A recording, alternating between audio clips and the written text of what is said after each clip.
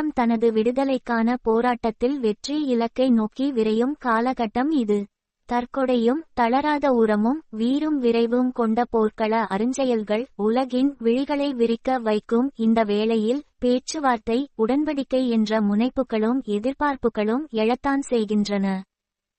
வரலாறு சொல்லும் பாடம் என்ற இந்த நூல் பேச்சுவார்த்தைகள், உடன்படிக்கைகள், முறிவுகள், ஏமாற்றங்கள் என தமிழீழ மக்கள் கடந்த காலத்தில் படித்த பாடங்களை முழுமையாக விளக்குகின்றது. ஈழத்தமிழர்கள் சிங்கள பேரினவாத தலைமையிடம் ஏமாந்து போன, பேரினவாதிகளால் ஏமாற்றப்பட்ட உண்மைக்கதையைச் சொல்வதோடு இனிமேலும் ஏமாந்து போய்விடாமலிருக்குமாறான எச்சரிக்கையையும் செய்கின்றது. தம்மையும் தமது வரலாற்றையும் உள்ளபடி அறிந்து கொள்ளாத எந்த இனமும் காலவெள்ளத்தில் அள்ளுண்டு காணாமற் போய்விடும். இந்த நடைமுறை தமிழீழ மக்களுக்கு மட்டும் விலக்காகிவிடப் போவதில்லை. தமிழ் மாணவர்களிடையே தமது வரலாற்றை அறியும் முனைப்பு ஏமாற்றந்தரும் வகையில் அருகிக் கிடக்கின்றது. போராட்டங்கள், வெற்றி தோல்விகள், ஏமாற்றங்கள் கொண்ட உண்மை வரலாற்றின் பதிவுகளை மாணவர்கள் மனதிலே விதைக்க வேண்டிய வரலாற்று கடமை ஆசிரியர்களுக்கு உண்டு. தமது இருப்பை உறுதி செய்ய போராடும் தமிழீழ நாட்டின் உயிர்ப்பை இந்த பணி உறுதிப்படுத்தும். தமிழீழ மக்கள், குறிப்பாக ஆசிரியர்கள், மாணவர்கள் பயன் கொள்ளுவதற்கென்றே பல இடையூறுகள், பொருண்மைய வலுவின்மை, பற்றாக்குறைகள் ஆகியவற்றுக்கிடையிலே கள்ளச்சல் நூலாக இந்நூலை வெளியிடுகின்றோம். உரிய முறையில் அறிவு கொளுத்தி உண்மை வெளிவர இந்நூல் உதவுமென நாம் நம்புகின்றோம். வே. இளங்குமரன், பொறுப்பாளர், ஏப்ரல் 15, 2001, தமிழீழ கல்விக் கழகம். ஈழத் தமிழ் மக்களின் உரிமைப் போராட்டங்கள் வீறுபெற்ற காலங்களில் அவற்றை தனித்து வைக்கும் நோக்குடன் பேரினவாதிகளால் காலத்துக்கு காலம் அரங்கேற்றப்பட்ட பேச்சுவார்த்தைகள், உடன்படிக்கைகள், வாக்குறுதிகள், உடன்பாட்டு குறிப்புகள், ஏமாற்றங்கள் என்று ஈழத்தமிழினம் பட்டுணர்ந்த கடந்த கால அரசியற் பாடங்களை ஈழத்தமிழர்களுக்கு நினைவூட்டுவதற்காக பேச்சுவார்த்தை, உடன்படிக்கை என உலகளாவிய அழுத்தங்கள் எம்மினத்தின் மீது மேற்கொள்ளப்பட்ட காலத்தில் தமிழர் ஏமாற்றப்பட்ட வரலாற்றை கூறும் வரலாறு சொல்லும் பாடம் என்ற இந்நூலின் முதலாவது பதிப்பு வெளியிடப்பட்டது. தமிழீழ மாணவர்களுக்கு அவர்களின் உண்மை வரலாற்றினை உணரவைக்கும் பெரும் பணியை ஆர்வத்தோடு விரும்பியேற்ற தமிழீழ ஆசிரிய பெருந்தகைகளுக்கு உதவுகின்ற வகையில் கள்ளச்சில் பொறிக்கப்பட்ட 2000 படிகள் முதலாம் பதிப்பாக ஈழத்தமிழர் இன எழுச்சிப் பாசறையினால் வெளியிடப்பட்டது. அதையடுத்து இந்த நூல் பகுதி பகுதியாக அரசியற்றுறை வெளியீடான வழிகாட்டி மாத இதழில் வெளிவந்தது. பெரும்பான்மை இனம் சிறுபான்மையினரின் உரிமைகள் தொடர்பாக எப்படி நடந்து கொள்ள வேண்டுமென்று டொனமூர் அவர்களால் அன்று வழங்கப்பட்ட மதியுரைகளை துளிகூட மதிக்காமல் தமிழ் மக்களை திட்டமிட்டு புறக்கணித்து தனிச்சிங்கள அமைச்சரவை அமைத்து இனவெறியோடு செயற்பட்ட சிங்கள பெரும்பான்மை இனத்தை நம்பி ஆங்கிலேய அரசியலறிஞர் சோல்பரிப்பிரபு தமிழ் மக்களையும் சேர்த்து ஆளும் உரிமையைச் சிங்கள பெரும்பான்மையினரிடம் கையளித்துச் சென்றதானது பின்னர் தமிழினத்தை எத்தகைய அரசியற் பாழுங்கிணற்றில் வீழ்த்தியிருக்கிறது என்பதையும் பெலத்த சிங்களவர் தவிர ஏனைய மக்கள் இந்த மண்ணில் மானத்தோடு மனிதர்களாக வாழ சிங்கள இனம் ஒருபோதும் இடமளிக்கப் போவதில்லை என்பதையும் தெளிவாக எடுத்து காட்டுகின்ற வகையில் கடந்த ஒரு நூற்றாண்டு அரசியல் வரலாறு சுருக்கமாகவும் அழகாகவும் வரலாறு சொல்லும் பாடம் என்ற இந்த சிறு நூலினூடாக எடுத்துக் கூறப்பட்டுள்ளது. தமிழினத்துக்கு பெரும் பாதுகாப்பு என்று சோல்பரிப்பிரபு அமைத்து வழங்கிய அரசியல் வரம்புகளையெல்லாம் சிங்கள இனவாதிகள் எப்படி திட்டமிட்டு தகர்த்தெறிந்தார்கள் என்பது பற்றியும் சிங்களவரை நம்பிய சோல்பரிப்பிரபு காலங்கடந்து இனவாதத்தை புரிந்து கொண்டு வருந்தி புலம்பியமை பற்றியும் இந்நூல் எடுத்தியம்புகின்றது.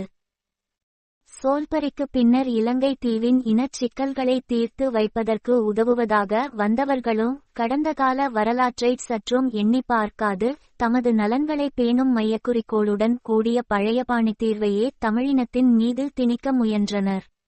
அடுத்து பிரபாகரன் தலைமையிலான இன்றைய தமிழ்த்தலைமை பழைய தலைமைகளை போலன்றி விழிப்புடனும் உறுதியுடனும் இருந்து சிங்களத்தின் கூழ்ச்சிகளை எதிர்கொண்டமை பற்றியும் தெளிவுபடுத்துகின்ற வகையில் ஈழத்தமிழர் இன எழுச்சிப் பாசறை இந்நூலை ஆக்கித் தந்திருக்கிறது. தமிழீழத்திலும் உலகளாவிய அளவில் பரந்தும் வாழுகின்ற ஈழத்தமிழர்கள் அனைவரும் தெரிந்து வைத்திருக்க வேண்டிய பல அரிய செய்திகளுடனும் டி.கையார் கற்காலத்துக்கும் முன்னே வரலாற்று காலத்துக்கு முன்பிருந்தே இலங்கை தீவில் தமிழர்கள் வாழ்ந்து வருகின்றனர். இலக்கிய, தொல்லியல், அகழ்வாய்வு, கல்லெழுத்து பதிவுகளும் இன்று இவற்றை உறுதி செய்கின்றன. புத்தளம் பொன்பரப்பியிலும் குஞ்சுபரந்தனிலும் அகழ்ந்தெடுக்கப்பட்ட ஈமத்தாழிகள், மாந்தையிலும் ஆனைக்கோட்டையிலும் காரைநகரிலும் அகழ்ந்தெடுக்கப்பட்ட மனித எலும்புக்கூடுகள் என்பன இந்தியத் தமிழ் நிலத்தோடு கற்காலந்தொட்டே ஈழத்துக்கு இருந்து வந்த குருதித் தொடர்பு பற்றிய உண்மையை பேசுகின்றன. மிக குறுகிய ஆழமற்ற கடல்வழி மட்டுமே இந்தியத் தமிழகத்தையும் ஈழத்தமிழகத்தையும் பிரிப்பதனால் திராவிடத் தமிழ் இனத்தின் இருப்பு கற்காலத்துக்கு முற்காலத்தையும் தாண்டியதாக இருக்கக்கூடுமென ஆய்வாளர்கள் கருதுகின்றனர். இதுபோன்ற எத்தனையோ தொல்லியல் எச்சங்கள் தமிழர்களே இத்தீவின் மூத்த குடிகள் என்பதை நிறுவுகின்றன. கி.பி. 6ஆம் நூற்றாண்டிலே மகாநாமதேரர் என்ற தேரவாத துறவியினால் பாளிமொழியிலே தொகுக்கப்பட்ட மகாவம்சம் என்ற நூல் இலங்கையிலே காலடி வைத்த முதல் மனிதன் விசயன் என்றும் அவன்தான் சிங்களவர்களின் முன்னோடி என்றும் பேசுகின்றது. இது இட்டுக்கட்டிய பொய்யான கதை என்றும் புழுகுரை என்றும் வரலாறு அல்லவென்றும் வரலாற்று ஆய்வாளர்கள் சிங்கள அறிஞர்கள் உட்பட ஏராளமானோர் சொல்லி வருகின்றனர். இந்த மகாவம்சத்தின் முதுகிலேதான் சிங்கள பெளத்தம் என்ற சிம்மாசனமிட்டு இன்றைய சிறிலங்கா சிங்கள அரசு ஆள நினைக்கின்றது. இலங்கையின் முதற்குடி தானே என்றும் தமிழர்கள் பிற்காலத்தில் தென்னிந்தியாவிலிருந்து படையெடுத்து வந்த வந்தவர்வாளர்களின் வழித்தோன்றலான வந்தேறு குடிகள் என்றும் சிங்கள மேலாண்மை வாய்வலிக்க பேசுகின்றது. மிக அண்மை காலம் வரை இந்த கதைதான் எல்லோராலும் நம்பப்பட்டு வந்தது. இன்றுவரை சிறிலங்கா அரசின் பாடநூல்களிலும் 9 இந்த பொய்க்கதைகளே வரலாற்று உண்மைகளாகச் சொல்லப்பட்டும் புகட்டப்பட்டும் மாணவர்களின் வரலாற்று அறிவு திட்டமிட்டு மழுங்கடிக்கப்படுகிறது. விசயன்தான் இந்த தீவில் முதற் குடிமகன் என்றும் கானான் பிரதேசம் கடவுளால் யூதருக்கு வாக்களிக்கப்பட்டதை போன்று இலங்கை விசயனுக்கு புத்தபெருமானால் வாக்களிக்கப்பட்டது என்ற மகாவம்ச புரட்டை நம்புகின்ற நடுநிலையற்ற வரலாற்று ஆசிரியர்கள் விசயன் வந்த சமகாலத்திலேயே தென்னிந்தியாவிலிருந்து மிக பெருந்தொகையினராக தமிழர்கள் வந்து குடியேறினர் என்று மகாவம்சம் கூறும் இன்னொரு செய்தியை மனங்கொள்ளவே இல்லை. தமிழ்குடியிருப்பின் தொன்மை பாண்டிய இளவரசியோடு ஆயிரக்கணக்கான தமிழ் குடும்பங்கள் விசயன் காலத்திலேயே இலங்கையிற் கால்பதித்தன என்பதை ஏற்றுக்கொள்ளின் தமிழர்களுக்கும் இந்த தீவின் உரிமையிற் சரிபாதி இருக்கின்றது என்பதை ஏற்க நேரிடும் என்ற கசப்பான உணர்வினால் மகாவம்சத்தை தலையில் தாக்கி ஊர்வலம் நடத்தும் சிங்கள அறிவாளர்களும் பெளத்த சிங்கள வெறி கொள்கையாளர்களும் அவர்களின் உச்சக்குறியீடான சிறிலங்கா அரசும் பாண்டிய இளவரசியோடு ஆயிரக்கணக்கான தமிழ் குடும்பங்கள் தமிழகத்திலிருந்து வந்து இலங்கை நிலை கொண்டதான மகாவம்சச் செய்தியை மறைக்கவே முயலுகின்றனர்.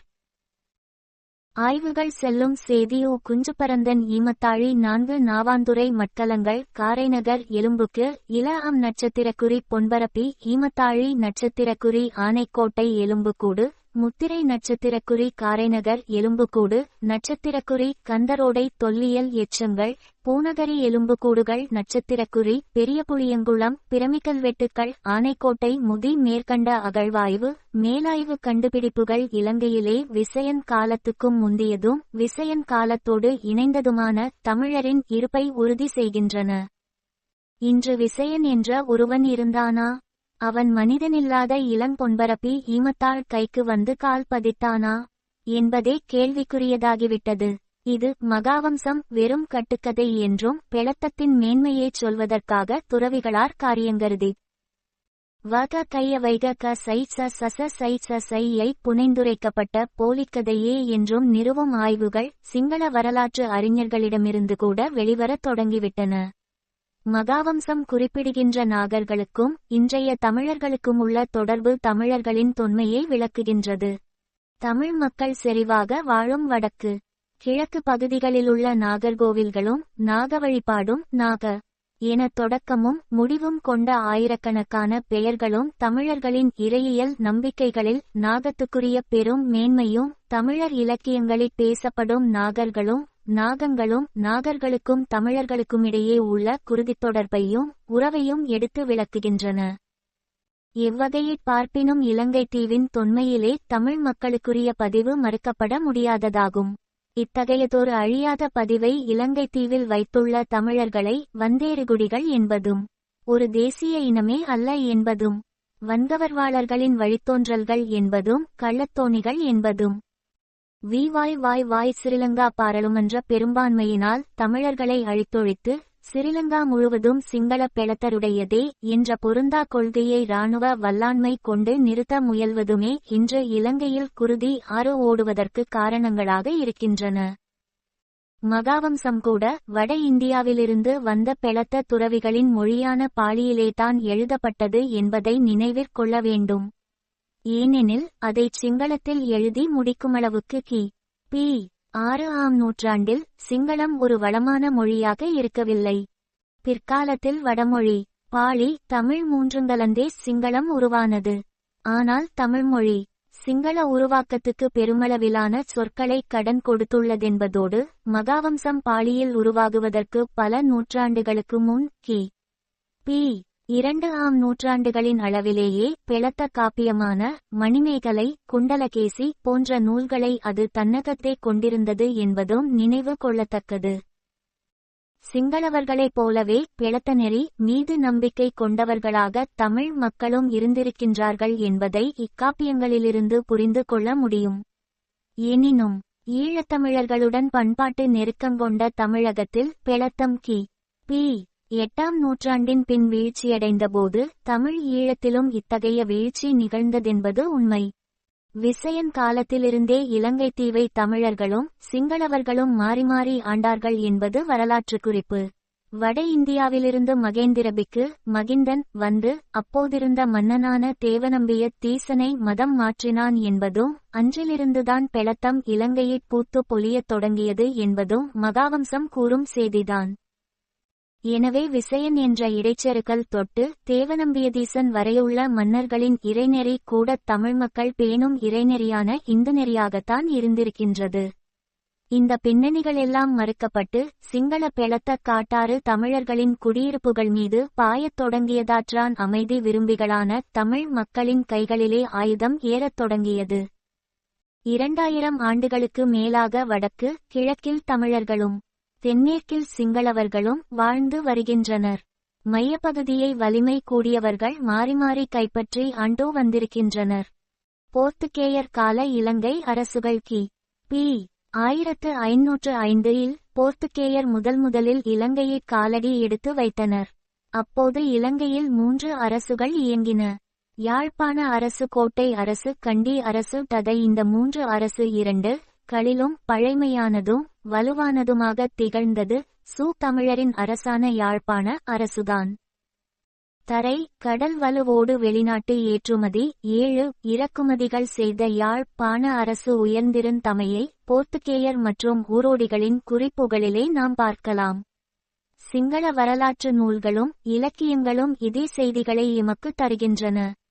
இந்த 3 அரசு களினதும் இறைமை வீழ்ச்சிக்கு அன்றைய சிங்கள அரசுகளே காரணமாயின என்பது இன்றைய சிங்கள பெலத்த வெறி ஆட்சியாளரினால் விழுங்கப்பட முடியாத அல்லது விழுங்க துடிக்கின்ற கசப்பான உண்மை வரலாறு ஆகும். தமிழர்கள் தமது ஆட்சி இறைமையை ஐரோப்பிய நாடுகளிடம் இழந்தாலும் அதற்கான கால்கோளை இட்டது சிங்கள அரசுகள்தான் என்பது நினைவிலே நிறுத்தப்பட வேண்டிய வரலாற்றின் பதிவுகளாகும். கோட்டை அரசைச் சேர்ந்த 3 சிங்கள உடன் பிறந்தார்களுக்குள் ஏற்பட்ட அரியணை அவா அந்த அரசைச் சரித்தது. புவனேகபாகு, ரைகம் பண்டார, மாயாதுன்னை ஆகிய அந்த மூவர்க்குள் ஏற்பட்ட பணிநிலை பிணக்குகள் போர்த்துகேயரை வலிந்து கோட்டை அரசியலுக்குள் வரவழைத்தன. கி.பி.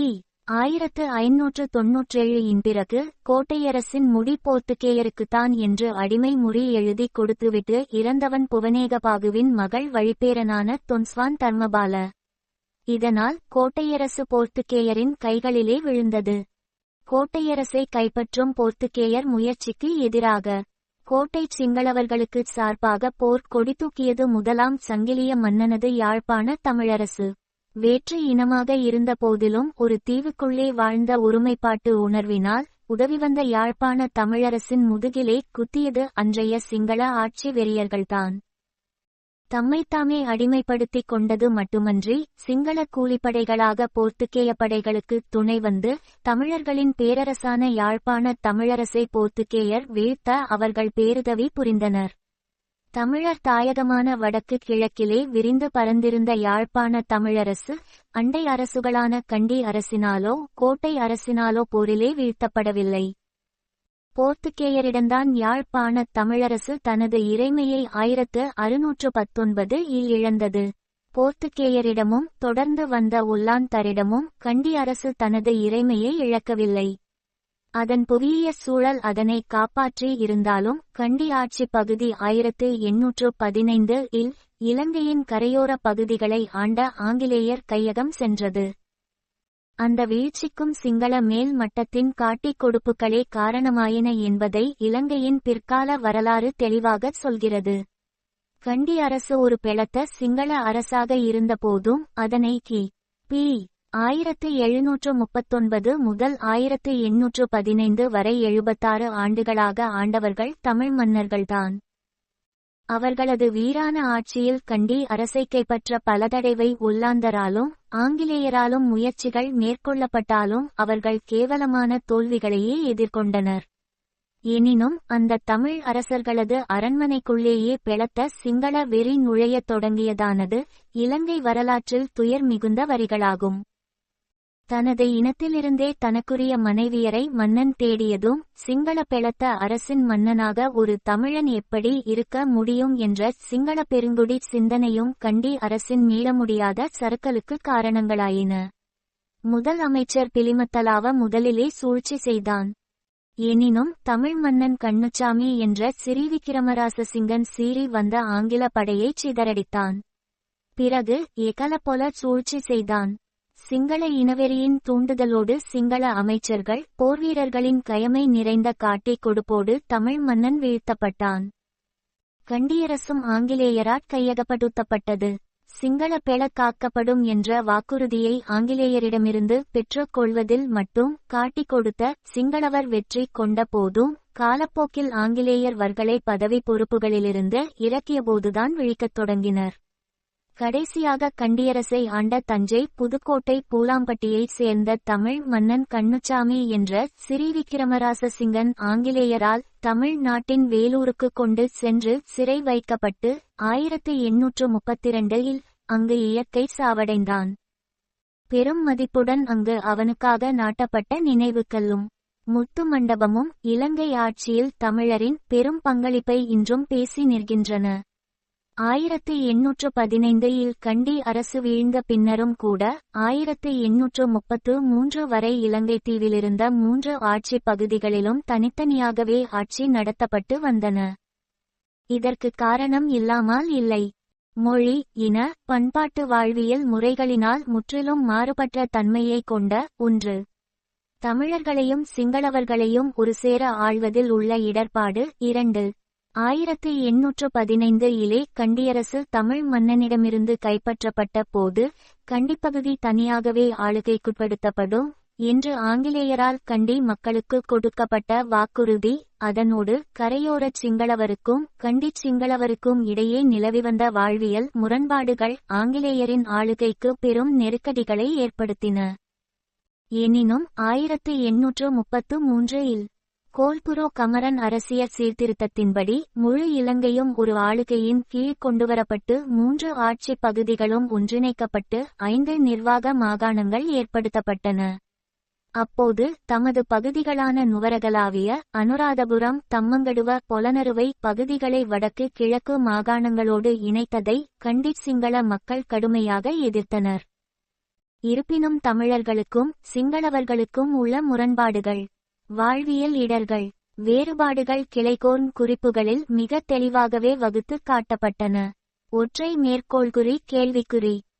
தமிழ் சிங்கள மக்களை ஒன்றாக ஆள்வதிலுள்ள மாகாணங்கள் இடர்பாடுகளை தனது பட்டறிவினால் நன்றாக அறிந்த ஆங்கிலேய ஆளுநர் சேர் வில்லியம் கிரேகரி 1873 இல் தமிழர் பகுதிகளாக அன்றிருந்த இன்றைய வடக்கு கிழக்கு மாகாண பகுதிகளுடன் 1833 இல் இணைக்கப்பட்டிருந்த இன்றைய சிங்கள பகுதிகளான நுவரகலவெவ, அனுராதபுரம், தம்மன்கடுவ, பொலனறுவ பகுதிகளை மீண்டும் வேறாக்கி புதிதாக வடமேல் மாகாணம் என தனி மாகாணத்தை ஆக்கினார். விந்தனை பகுதி கிழக்கு மாகாணத்திலிருந்து பிரிக்கப்பட்டு புதிதாக உருவாக்கப்பட்ட ஊவா மாகாணத்துடன் இணைக்கப்பட்டது. 40 ஆண்டுகளுக்குள் சிங்கள பகுதிகள் மீண்டும் வேறாக்கப்பட்டு தமிழ் பகுதிகளை மட்டும் கொண்ட வடக்கு கிழக்கு மாகாணங்கள் உருவாக்கப்பட்டன. 1871 இல் நடத்தப்பட்ட இலங்கையின் குடித்தொகை கணக்கெடுப்பு பட்டியல் வடக்கு கிழக்கு மாகாணங்கள் முழுமையான தமிழர் பகுதிகளே என்பதை மெய்ப்பிக்கின்றன. 1833 அல்டாயில் நடைமுறைக்கு வந்த கோல்புரூக் அரசியல் திட்டம் 1931 வரை சிறு சிறு திருத்தங்களோடு நிலவியது. கோல்புரூக்கினால் நிறுவப்பட்ட சட்டசபையே காலோட்டத்தில் பல்வேறு சீர்திருத்தங்களின் ஊடாக மெல்ல மெல்ல சட்டசபை அரசாங்க சபை என்ற நிலைகளில் வடிவெடுத்து தமிழர்களின் தூக்குக்கயிறான இலங்கை பாராளுமன்றமாக மாறியது என்பது வரலாறு. 1889 இல் இலங்கையின் மாகாணங்கள் பல்லாயிரக்கணக்கான மைல் தொலைவில் இருந்து கொண்டு குறைந்த ஆழ்நியோடு இலங்கை தீவு முழுவதையும் ஆளுகை செய்ய வேண்டுமென்பதை மட்டுமே அன்று ஆங்கிலேயர் கருத்தில் எடுத்து கொண்டதால் இலங்கையில் நீண்ட பண்பாட்டு பின்னணியோடு வாழ்ந்த தமிழ் மக்களின் இருப்பினை உறுதி செய்யும் அவர்களது அவாவினை ஆங்கிலேயர் புரிந்து கொள்ளவில்லை, புரிந்து கொள்ள முயற்சிக்கவும் இல்லை. மேலோட்டமான பார்வையோடு ஆங்கிலேயரால் வகுக்கப்பட்டு நடைமுறைப்படுத்தப்பட்ட ஆளுகை திட்டங்கள் சிங்கள தமிழ் இனங்களின் இடையேயான வெடிப்பையும் ஐயங்களையும் மேலும் மேலும் பெரிதாக்கவே பயன்பட்டன. கோல்புராக் அரசிய சீர்திருத்தம் சட்டசபை கட்டமைப்பு மொத்த அலுவல் சாரா உறுப்பினர்கள் 1 உறுப்பினர்கள் ஐரோப்பியர் பரங்கியர் தமிழர் சிங்களவர் முஸ்லிம் நட்சத்திரக்குறி கண்டி கரையோர சிங்களவர்களுக்கு ஒவ்வொரு உறுப்பினர்கள் இனவாரி பிரதிநிதித்துவத்தை அறிமுகப்படுத்திய கோல்புரூக் அரசிய சட்டத்திற்கு சட்ட மூலங்களை கொண்டுவரும் உரிமையில்லாத போதும் தமிழர் சிங்களவர் வலு 1 முதல் 1 என இருந்தது. 1889 இல் இந்நிலை மாறி சிங்களவர் தமிழர் உறுப்புரிமை 2 முதல் 1 என ஆனது. இதைத் தொடர்ந்து வந்த குருமக்கலம் அரசிய சீர்திருத்தம் 1910 இல் நடைமுறைக்கு வந்தது. ஆளுநரால் நியமனம் செய்யப்படும் உறுப்பினர் 6. இதன்படி சிங்களவர் தமிழர் உறுப்புரிமை 3 முதல் 2 என இருந்தது. எனினும் படித்த இலங்கையருக்கான தெரிவு தேர்தலில் பொன் இராமநாதன் வெற்றியீட்டியமையால் சிங்களவர் தமிழர் உறுப்புரிமை 3 முதல் 3 எனச் பொன் இராமநாதன் டாக்டர் மாக் பெர்னாண்டே சமநிலைப்பட்டது. தேர்தலில் வாக்களிக்கும் உரிமை அன்று எல்லா இலங்கையருக்கும் வழங்கப்படவில்லை. கல்வி அறிவுடையோரும் செல்வம் மிகுந்தோரும் மட்டுமே வாக்களிக்கும் உரிமை பெற்றிருந்தனர். கல்வி அறிவை பொறுத்தவரை தமிழர்கள் சிங்களவர்களை விஞ்சி நின்ற காரணத்தால் பெரும்பான்மை சிங்களவரை இத்தேர்தலில் வெற்றி கொள்ளக்கூடிய வாய்ப்பு ஒரு தமிழருக்கு அமைந்தது. அது மட்டுமன்றி அன்று கண்டிச் சிங்களவர்கள் கரையோரச் சிங்களவர்களின் வெற்றியை விரும்பாததால் இராமநாதனுக்கு வாக்களித்து அவர் வெற்றி பெற உதவினர். 1916 ஆம் ஆண்டு நடந்த தேர்தலிலும் எஸ். ஜெயவர்த்தனா என்னும் சிங்களவருடன் போட்டியிட்டு பொன் இராமநாதன் 2ஆம் முறையும் இராமநாதன் வெற்றிக்காக தேர்தல் பரபுரையில் ஈடுபட்டிருக்கும் சிங்கள மக்கள் ஆரின் பெரியதகப்பன் விக்டர் ஜெயவர்த்தனா இராமநாதனுக்கு அருகில் அமர்ந்திருக்கின்றார். வெற்றி காண முடிந்தது. 1915 இல் சிங்கள முஸ்லிம் கலவரம் ஏற்பட்டு பல முஸ்லிம்கள் உடைமை வழியாக பாதிக்கப்பட்ட போது பிரித்தானிய அரசு தனது இரும்பு கைகளால் அக்கலவரத்தை அடக்கி சிங்களவர் பலரை சுட்டுக்கொன்று பலரைச் சிறைக்குள்ளே தள்ளியது. அவ்வகையில் சிறைப்பட்டவர்களில் S. Senanayake, R. Senanayake, W. Perera பாரன், ஏஜயதிலக, ஏ.3. குணசிங்க ஆகியோரும் அணிகளில் அடங்குவர். முதலாவது பிரதமராக பிற்காலத்திலே தெரிவு செய்யப்பட்ட எஸ். சேனநாயக்கா ஆவார். தேசிய ஒற்றுமை வேண்டும் என்பதில் பிடிவாதமாக இருந்த பொன் இராமநாதன் இங்கிலாந்து வரை சென்று சிறைப்பட்ட சிங்கள தலைவர்களுக்காக வாதாடி அவர்களை விடுவித்தார். இந்த நன்றிக் கடனுக்காக எஸ். சேனநாயக்கா உட்பட தலைவர்கள் இங்கிலாந்தில் இருந்து கொழும்பு துறைமுகத்தில் வந்து இறங்கிய இராமநாதனை தேரில் குதிரை வண்டியில் ஏற்றி அங்கிருந்து அவரது வீடுவரை வடம்பிடித்து இழுத்துச் சென்றுதம் நன்றியுணர் வினை தெரிவித்துக் கொண்டனர். இதே எஸ். சேனநாயக்காதான் பிற்காலத்தில் திட்டமிட்ட சிங்கள குடி ஏற்றங்களின் சிற்பியாகி தமிழ் மக்களின் தாயக நிலம் விழுங்கப்பட முதலடி எடுத்துக் கொடுத்தவர். சிங்கள தலைவர்கள் சேர்ப்பான் கராமநாதனை குதிரைவன்றையிலேற்றி கொழும்பு நகரவீதியில் கழுத்துச் செல்லும் காட்சி 1921 இல் இருந்து 1924 வரை நடைமுறையில் இருந்தது மானிங் அரசியல் சீர்திருத்தம். இதில் அலுவல் சாரா உறுப்பினர் தொகை 23 ஆக கூட்டப்பட்டது. நியமன, இனவாரி, பிரதேசவாரி நுப்புரிமைகளை ஒரே நேரத்தில் அரசியல் சீர்திருத்தம் அறிமுகப்படுத்தியது. இந்த பிரதேசவாரி பிரதிநிதித்துவமே பிற்காலத்தில் தேர்தல் மாவட்டங்களும் தேர்தல் தொகுதிகளும் உருவாக காரணமாயிற்று. மனிங் செய்த அரசியல் சீர்திருத்தத்தினால் அதுவரை சட்டசபையில் ஓரளவு சமபிரதிநிதித்துவத்தை கொண்டிருந்த தமிழருக்கு பெருந்தீங்கு விளைந்தது.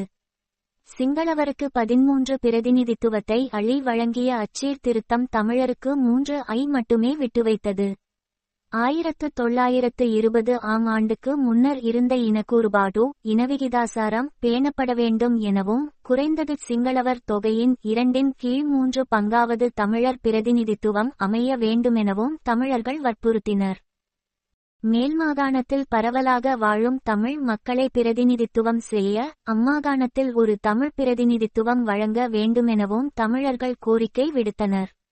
இந்த நேரத்திலேதான் சிங்களவர் தமிழருக்கு செய்த முதலாவது நம்பிக்கை மோசடி நிகழ்ந்தது. 1919 டிசம்பர் 14 இல் உருவான இலங்கை தேசிய காங்கிரஸ் அமைப்பின் முதல் தலைவராக விளங்கியவர் சேர். பொன்.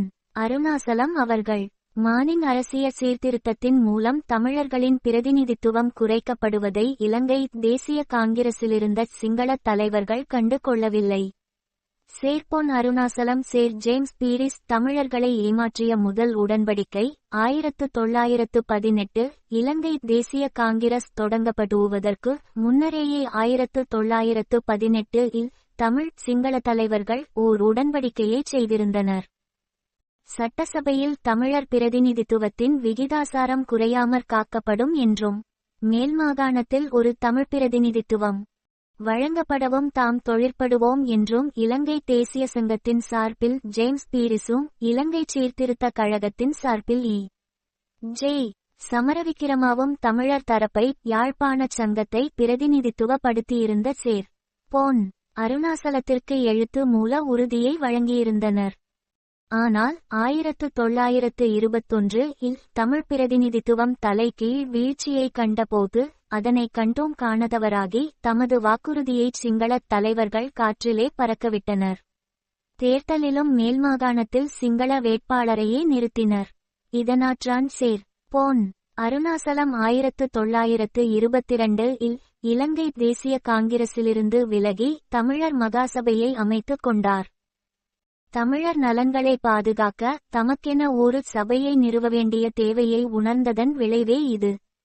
நட்சத்திரக்குறி கண்டிச் சிங்களவர்கள் கூட கரையோரச் சிங்களவர் தம்மை காட்டிக் கொடுத்து விட்டதாகவே கருதினர். மானிங் சீர்திருத்தத்தின்படி தங்களது பிரதிநிதித்துவம் கரைந்து போனதால் அவர்களும் தேசிய காங்கிரசிலிருந்து விலகினர். கண்டி மாகாணங்களுக்கு உள்ளூர் ஆளுகையுடன் கூடிய தனியான சுயாட்சியை கண்டிச் சிங்களவர் கோரினர். அந்நிலையில் அவர்களோடு ஒத்துழைத்து அவ்வகை கோரிக்கையை எழுப்பாத வரலாற்றுத்தவரை தமிழ் தலைவர்கள் அன்று செய்தது வருத்தத்திற்குரிய உண்மையாகும். தமிழர்களும் கண்டிச் சிங்களவர்களும் விலகியபின் இலங்கை தேசிய காங்கிரஸ் கரையோரச் சிங்களவர்களின் நலன் பேணும் கரையோரச் சிங்கள மகாசபையாகவே இயங்கியது. 1924 இல் நடைமுறைக்கு கொண்டுவரப்பட்டு 1931 டொனமூர் அரசியல் சட்டம் இயற்றப்பட்ட காலம் வரை மானிங் இவன்செயர் அரசியல் சீர்திருத்தம் உயிரோடு இருந்தது. தமிழர்கள் சிங்கள தலைவர்களால் ஏமாற்றப்படுகின்ற இரண்டாவது நிகழ்வு இக்காலத்திலேதான் அரங்கேறியது. தமிழர்களை ஏமாற்றிய இரண்டாவது உடன்படிக்கை 1925 ஜூன் 28 இல் யாழ்ப்பாணத்தில் சேர். வைத்திலிங்கம் துரைச்சாமியின் வீட்டின் பெயர் மகேந்திரகிரி வட்டமேசை மாநாடு ஒன்று நிகழ்ந்தது. தமிழர் மகாசபைக்கும் இலங்கை தேசிய காங்கிரசுக்கும் இடையே சிங்கள தமிழ் உடன்படிக்கை என்னும் உடன்படிக்கையும் கைச்சாத்திடப்பட்டது.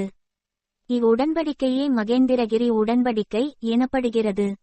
01 வடக்கு கிழக்கு பிரதேசத்தில் முழுமையாகவும் மேல்மாகாணத்தில் சிங்களவர்களுக்கு வழங்கப்படும் உறுப்புரிமையின் 2/3 பங்கும் தமிழர்களுக்கு வழங்கப்பட வேண்டும். 02 இலங்கை தேசிய காங்கிரஸ் முன்வைக்கும் அனைத்து யோசனைகளையும் பரிசீலிக்க ஒரு குழு நியமிக்கப்பட வேண்டும்.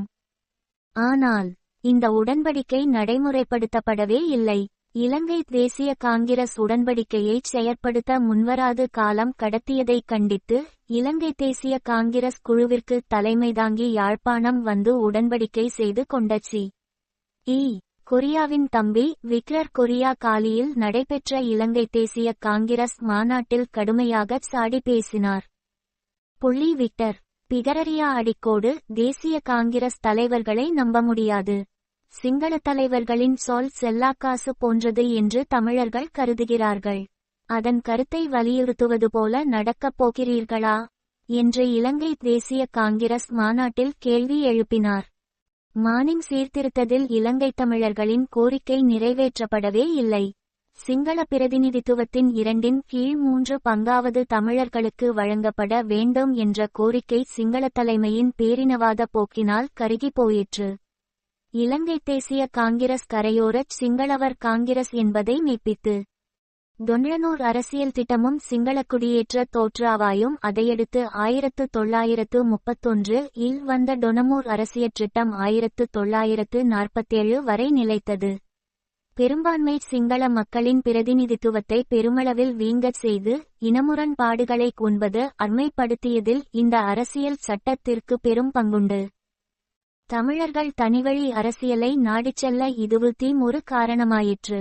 4 பிரதேசவாரி பிரதியம் நிதித்துவம் தமிழர்களின் ஷாய் மற்றும் உறுப்புரிமையை அரசாங்க சபையில் வெகுவாக குறைத்ததால் சிறுபான்மையினராக 4 இயக்குன்னாங்கரா டபிள்யூ சில்ரூபா கொரியா கொத்தாராவை 5 WRD பல்பாரநாயக்கா 0.5 சேனநாயக்கா பாரன் ஜெயதிலகா ஆகியோர் அவைத்தலைவர் சவத்திலிங்கம் துட்சாமியுடன் இருந்த தமிழர் 2ஆம் தரத்திற்கு தள்ளப்பட்டனர்.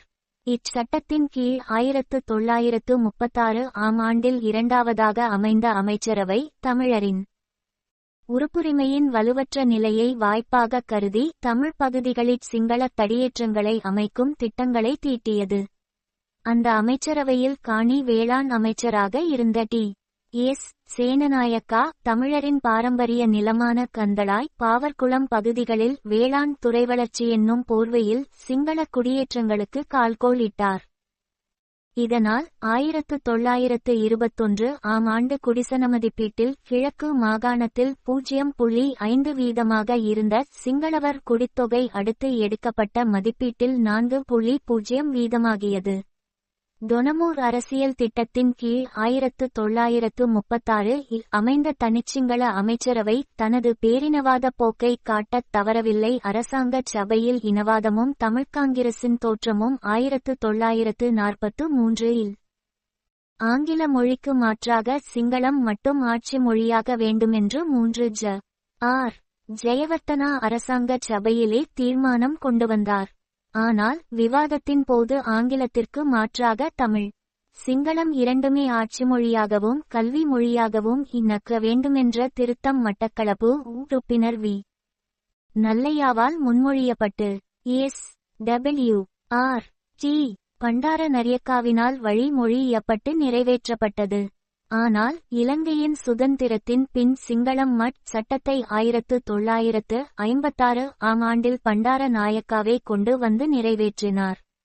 1944 டிசம்பரில் சோல்பரி தலைமையில் இலங்கை வந்த உசாவர்குழு 1945 ஏப்ரல் மாதம் வரை இலங்கையின் பல்வேறு சமூகத்தைச் சேர்ந்தவர்களினதும் கருத்தை கேட்டறிந்தது. 1936 இருந்து 1942 வரை ஆட்சியிருந்த தனிச்சிங்கள அமைச்சரவையின் செயற்பாடுகளால் பெரும் பின்னடைவுகளை எதிர்கொண்ட இலங்கை தமிழர்கள் இலங்கை தமிழ் காங்கிரஸ் கட்சியில் ஒன்று சேர்ந்து 50-50 எனும் கோரிக்கையை சோல்பரியின் முன்னே வைத்தனர். பெரும்பான்மை சிங்களவருக்கு 50% உறுப்புரிமையும் ஏனைய சிறுபான்மையோர்களுக்கு இந்திய தமிழர் முஸ்லிம்கள் உட்பட 50% உறுப்புரிமையும் கொடுக்கப்பட வேண்டுமென்பதே 50-50 கோரிக்கையின் நிலைப்பாடாகும். அன்றைய காங்கிரஸ் கட்சியின் தலைவர் ஜி. பொன்னம்பலம் இக்கோரிக்கையை முன்வைத்து வாதாடினார்.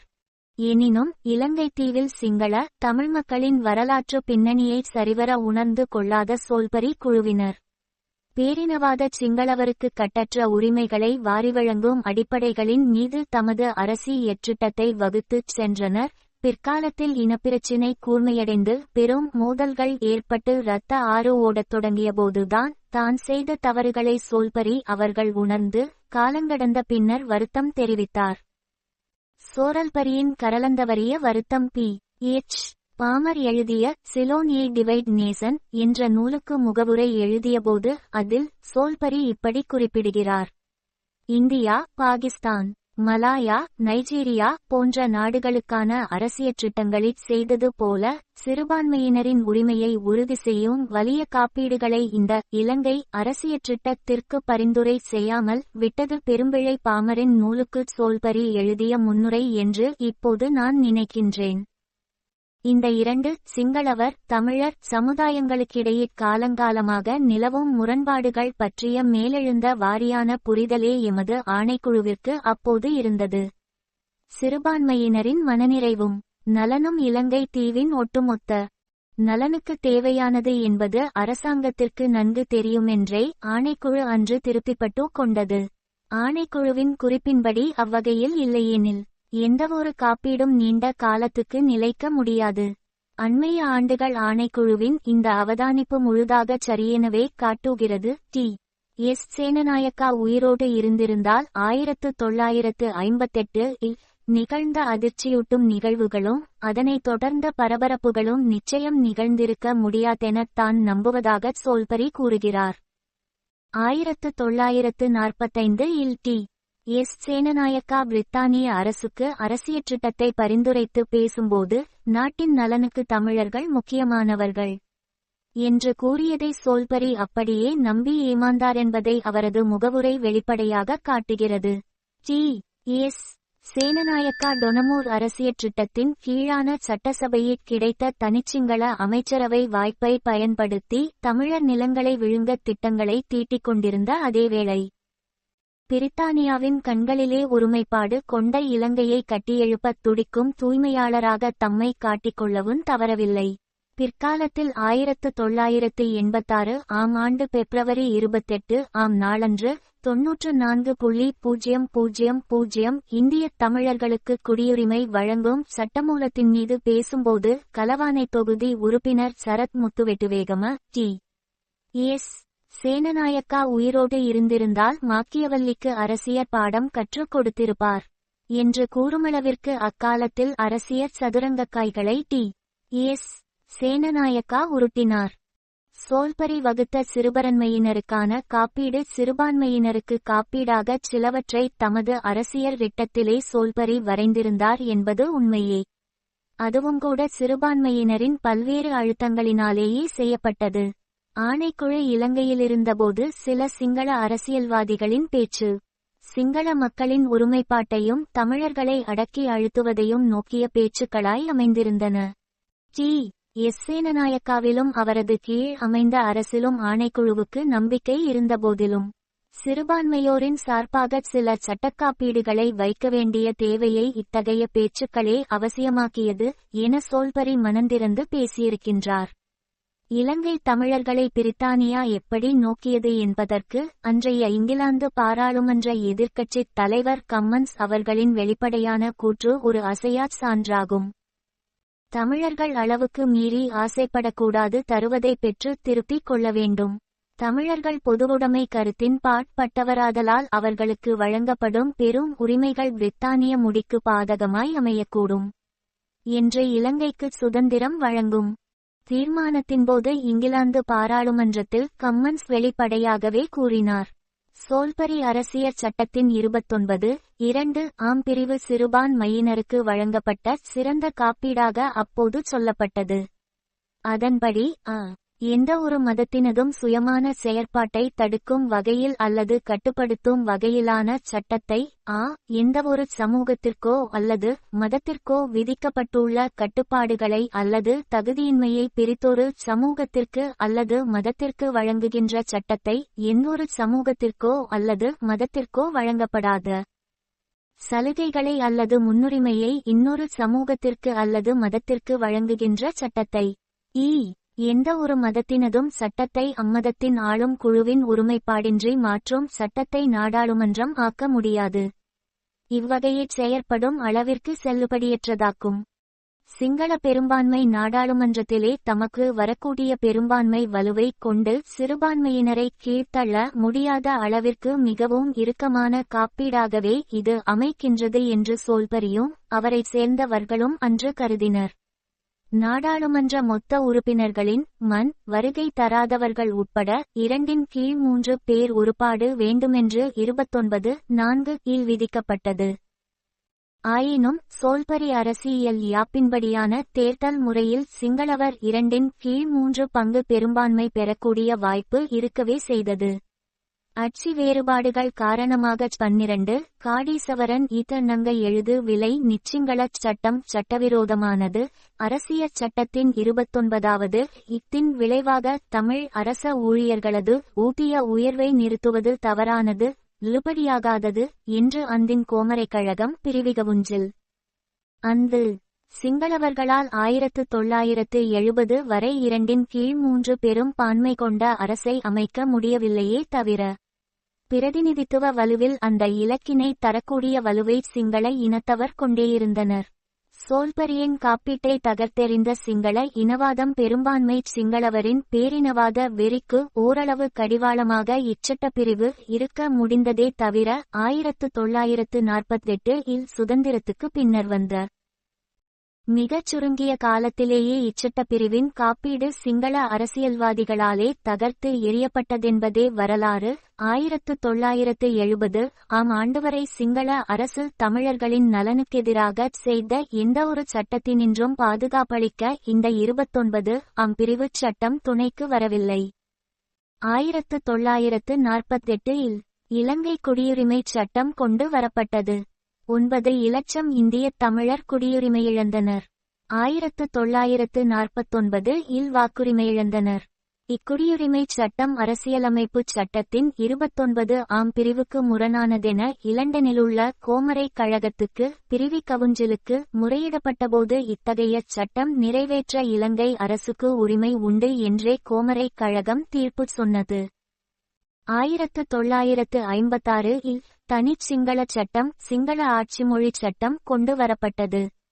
இது அரசியற் சட்டத்தின் 29 ஆம் பிரிவை மீறுகின்றதென்ற வழக்கு கோமரைக் குழகத்துக்கு போனது. தனிச் சிங்கள சட்டம் 29வது பிரிவை மீறுகின்றதென்ற தீர்ப்பை கோமரைக் கழகம் வழங்கினாலும் இலங்கையில் சிங்கள அரசாங்கம் சோல்பரிச்சட்டத்தை புறந்தள்ளி மிக மூர்க்கமாக சிங்களம் மட்டும் சட்டத்தை நடைமுறைப்படுத்தியது. 29 ஆம் பிரிவு சட்டத்தினளவில் சிறுபான்மையோருக்கு எழுத்தில் அமைந்த காப்பீடு என்ற போதிலும் நடைமுறையிற் செயலற்றதாகவே அது இருந்தது. அதுபோலவே 01 மூதவை செனற்சபை 02 நியமன உறுப்பினர்கள் 03 பல உறுப்பினர் தொகுதி 04 கோமரைக் கழகம் பிரிவிக்கவுஞ்சில் 05 சுதந்திரமான பொதுச்சேவை நீதிச்சேவை ஆணைக்குழு போன்றவையை சிறுபான்மையினருக்கு காப்பீடுகளாக சோல்பரி நினைத்தபோதும் சிங்கள பேரினவாதத்தின் இன மத பேரவாவிற்கு முன் இவை ஒன்றுமே நின்று நிலைக்க முடியவில்லை. மூதவை நியமனம் சிங்கள தலைமையமைச்சரின் பரிந்துரையில் ஆளுநரால் செய்யப்பட்டது. மூதவையும் சிங்கள பெரும்பான்மையால் நிறைந்தது. நியமனம் பெற்ற ஓரிரண்டு சி. சுப்பிரமணியம் சிறுபான்மையோரும் வாய்மூடி இருந்தனர் அல்லது தமது நலன்பேண பெரும்பான்மை பக்கம் சரிந்தனர். குடியுரிமைச் சட்டம், தேர்தல் திருத்தச் சட்டம், தனிச் சிங்களச் சட்டம் என்பவை மூதவையின் முன்னே வந்தபோது சிங்கள பெரும்பான்மை கண்ணை மூடிக்கொண்டு அவற்றை ஆதரித்தது. ஆதலால் போர்த்துகேயருடைய வரவு வரை இலங்கை தீவின் ஒருபுறத்திலே தனியாட்சி செய்த தமிழினம் இலங்கையின் தேசிய ஒருமைப்பாட்டுக்குள்ளே தனது தனித்தன்மையை ஒருவாறு பேணக்கூடுமென்று எண்ணியிருந்த தமிழினம் தேசிய நீரோட்டத்திலிருந்து விலக வேண்டிய காலக்கட்டாயத்திற்கு ஆளாகியது. பாராளுமன்றத்திற்கான நியமன உறுப்பினர்கள் சிறுபான்மையினரிலிருந்து தெரிவு செய்யப்படுவது சிங்கள பெரும்பான்மையின் வேகத்தை குறைக்குமென்று சோல்பரி வாதித்திருந்தாலும் நடைமுறையிலே அவரின் எதிர்பார்ப்புக்கு மாறாக பெரும்பான்மை இனத்தவரே நியமிக்கப்பட்டனர்.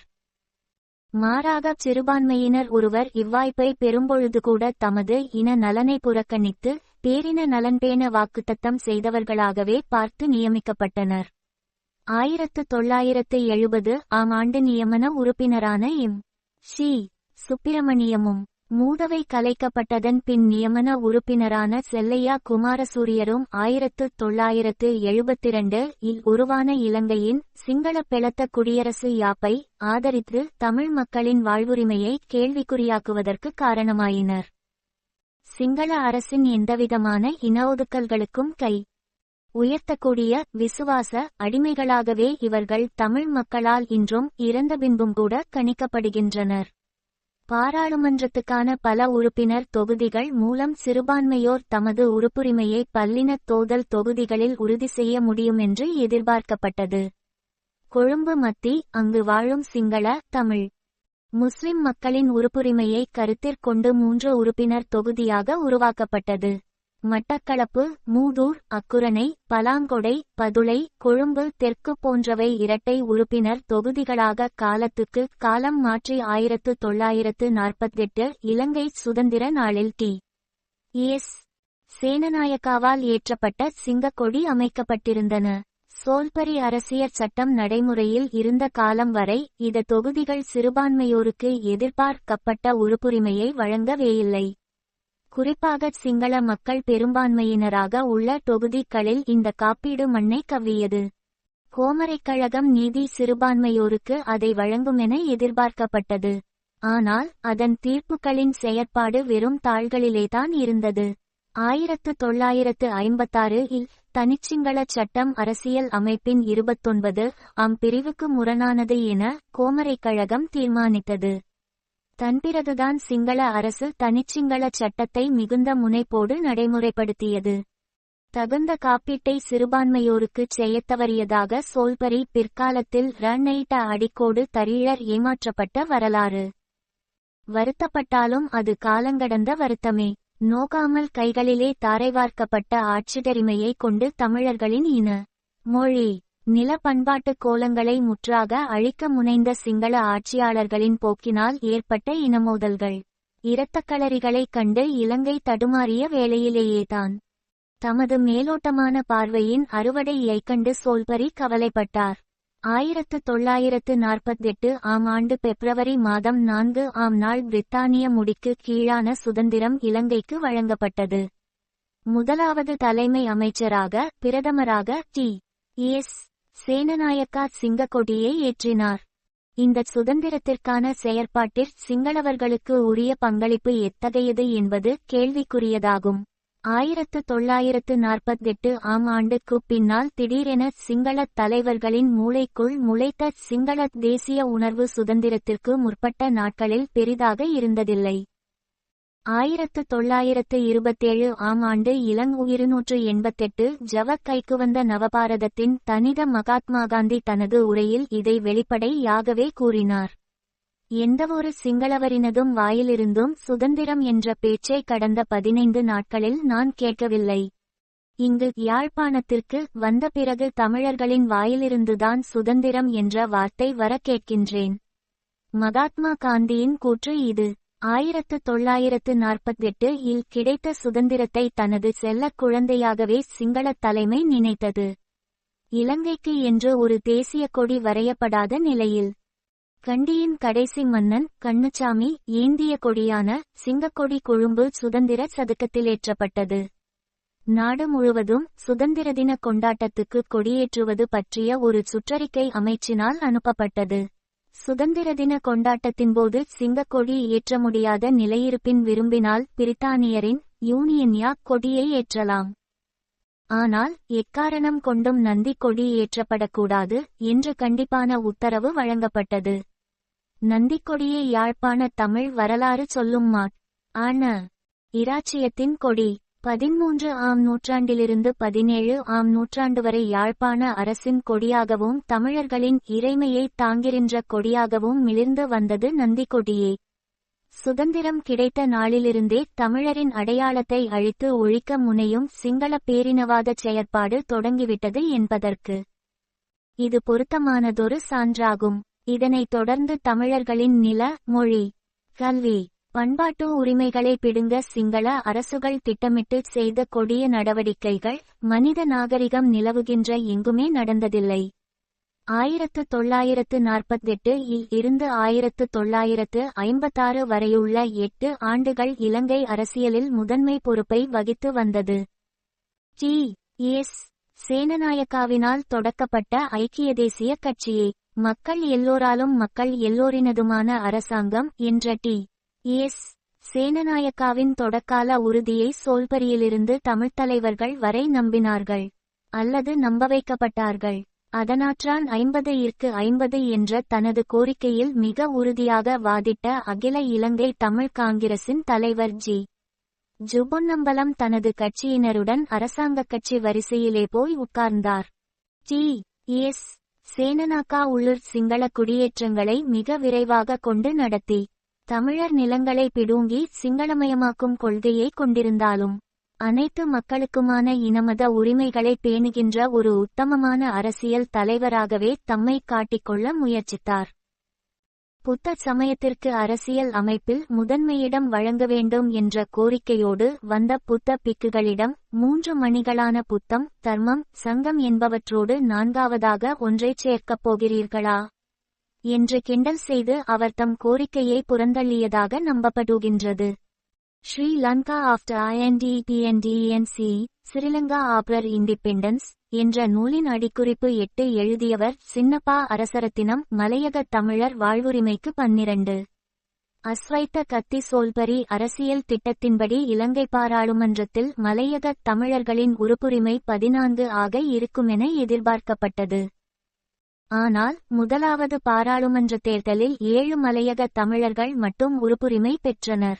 அந்த 7 உறுப்பினர்கள் 9 தனக்கு எதிர்வரிசையில் இருந்தது டி. எஸ். சேனநாயக்காவின் கண்களை குத்தவே செய்தது. வெறும் கூலிகளாக சிங்கள மேல்மட்டத்தினரின் கண்களுக்கு தென்பட்ட இந்திய தமிழர்களின் அரசியல் உறுப்புரிமை நீக்கப்பட வேண்டுமென்றும் அதன் மூலம் பாராளுமன்றத்தில் சிங்கள பெரும்பான்மையை கூட்டுவதோடு தமிழர்களை வலுக்குன்றியவர்களாக்க வேண்டும் என்றும் குறிப்பாக தனது அரசுக்கு எதிரானவர்களின் வலுக்குறைக்கப்பட வேண்டும் எனவும் டி. எஸ். சேனநாயக்கா கணக்கு போட்டார். அதன் விளைவாக 1948 இலங்கை குடியுரிமைச் சட்டம் இல 18 நாடாளுமன்றத்தில் நிறைவேற்றப்பட்டது.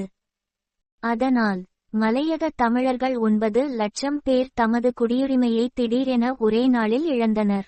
இலங்கைக்கான சுதந்திர கோரிக்கையின்போது இலங்கைக்கு சுதந்திரம் வேண்டுமானால் அனைத்து இனத்தவரும் ஒற்றுமையாக கோர வேண்டும் என ஆங்கிலேயர் தட்டிக்கழித்தபோது சுதந்திரத்தின் பின் தமிழர் உரிமைகள் வழங்கப்படுமென்று கூறி டி. எஸ். சேனநாயக்கா அன்று தமிழர் ஒத்துழைப்பை கோரினார். அரசியலமைப்பு முன் வரைவின்படி 58 முதல் 43 பிரதிநிதித்துவம் பேணப்பட்டால் அது சிறுபான்மையினருக்கு பெரும் பாதுகாப்பே என எண்ணியிருந்த தமிழருக்கு எஸ். சேனநாயக்காவின் குடியுரிமைச் சட்டம் பேரிடியாக அமைந்தது. 58 முதல் 43 என்ற சிங்களவர்கள் தமிழர்கள் விகிதாசார எதிர்பார்ப்பு முதலாவது தேர்தலின் போது 1947 இல் 67 முதல் 33 ஆகத்தான் இருந்தது. மலையக தமிழரின் குடியுரிமை பறிப்பினால் அடுத்த தேர்தலின் பின் 1952 இன்பின் அது 73 முதல் 28 ஆக குறைந்தது. சுதந்திரத்திற்கு பின் டி. எஸ். சேனநாயக்கா திட்டமிட்டு மேற்கொண்ட இச்செய்கைதான் சோல்பரியின் 29(2) எனும் சிறுபான்மையினத்தவருக்கான பாதுகாப்பு அரணை உடைத்து சுக்குநூறாக்கியது. இதற்கான வழக்கு சோல்பரி அரசியலமைப்பு பிரிவு 29(2) இன் கீழான சிறுபான்மையோரின் காப்பீட்டுக்கு முரண்பட்டது என்ற வாதத்தோடு கோமரைக் கழகத்தில் வைக்கப்பட்டது.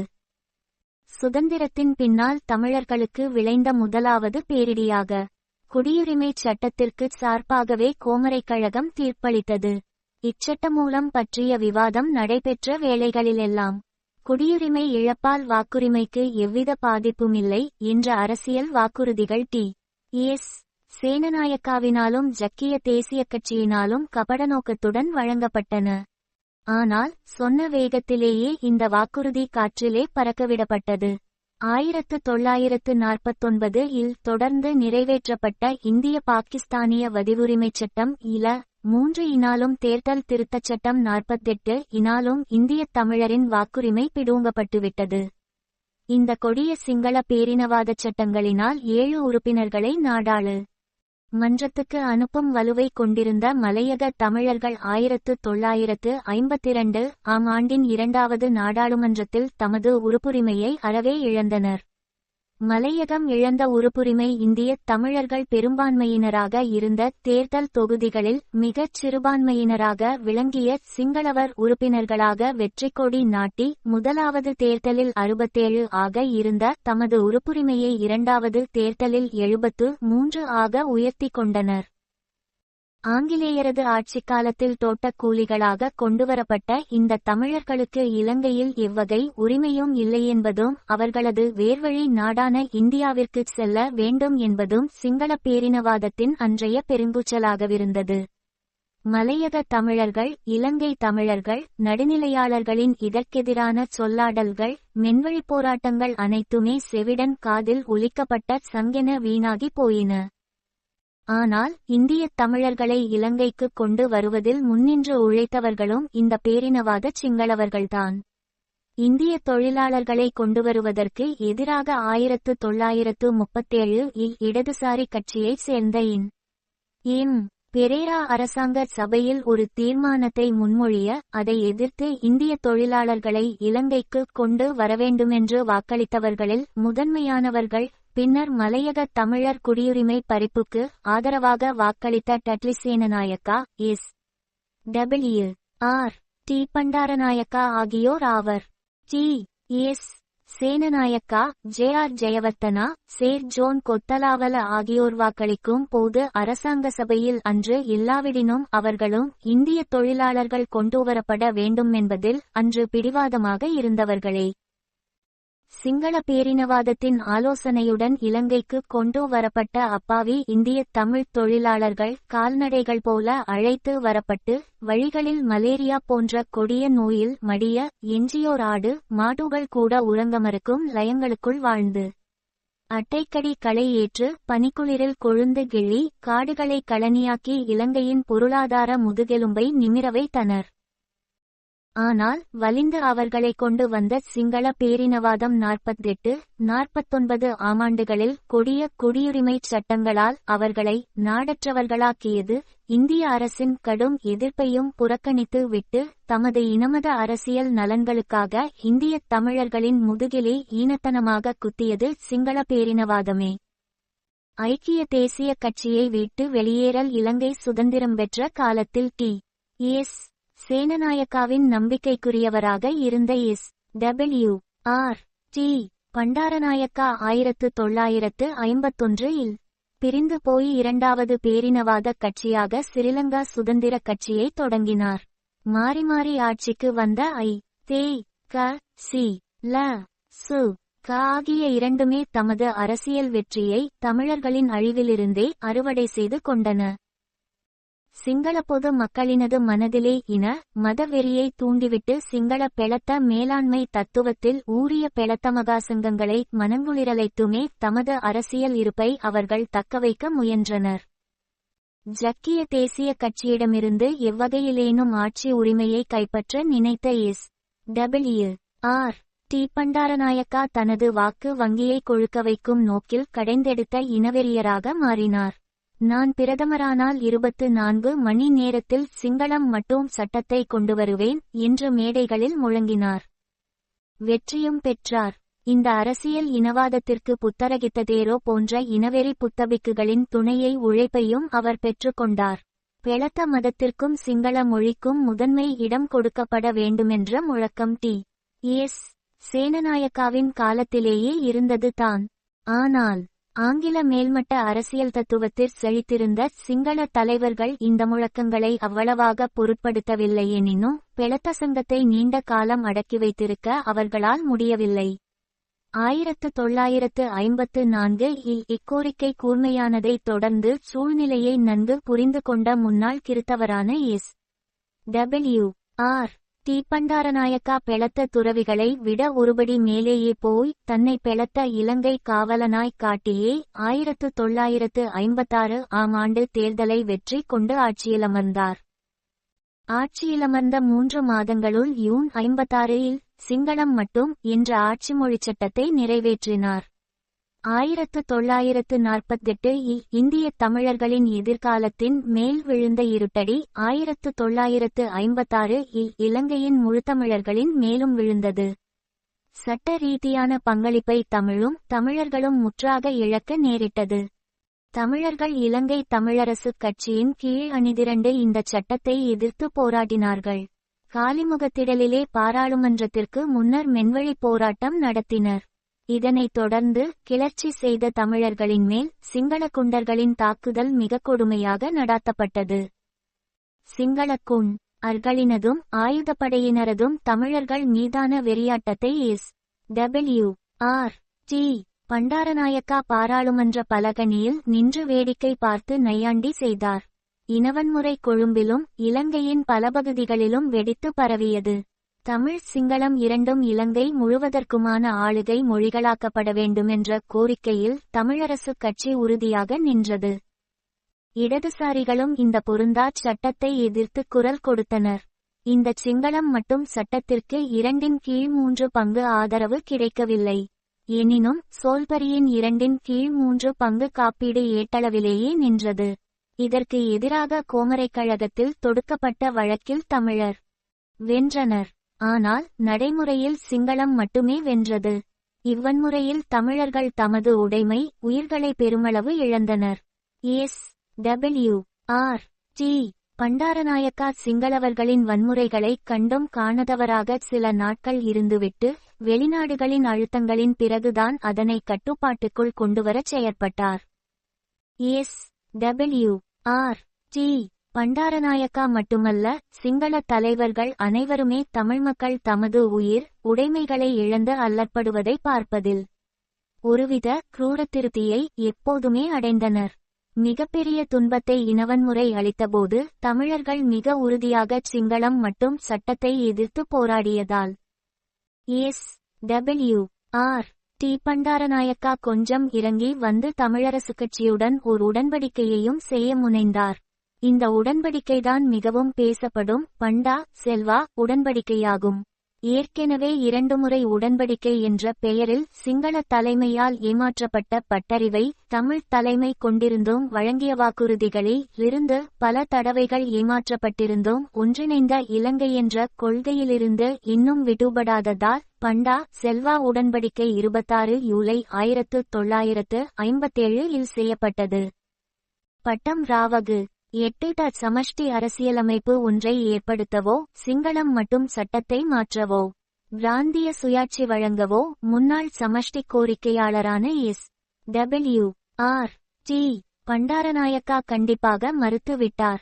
அவரே வளர்த்து விட்ட இனவெறி பூதம் அவரை விழுங்கக்கூடும் என்பதை அவர் நன்கு அறிந்ததே மறுப்புக்கான உடனடி காரணமாகும். மொழிக்குச் சமுரிமை என்ற நிலையிலிருந்து தமிழரசு கட்சி இறங்காத போதும் சட்டத்தில் சில சீரமைவினை செய்வதற்கு அது ஒப்புக்கொண்டது. இலங்கை தேசிய சிறுபான்மையினரின் மொழியாகவும் வடக்கு கிழக்கு மாகாணங்களில் ஆளுகை மொழியாகவும் தமிழ் மொழியை சட்டச் சீரமைப்பில் உட்சேர்க்க எஸ்.டபிள்யூ.ஆர்.டி.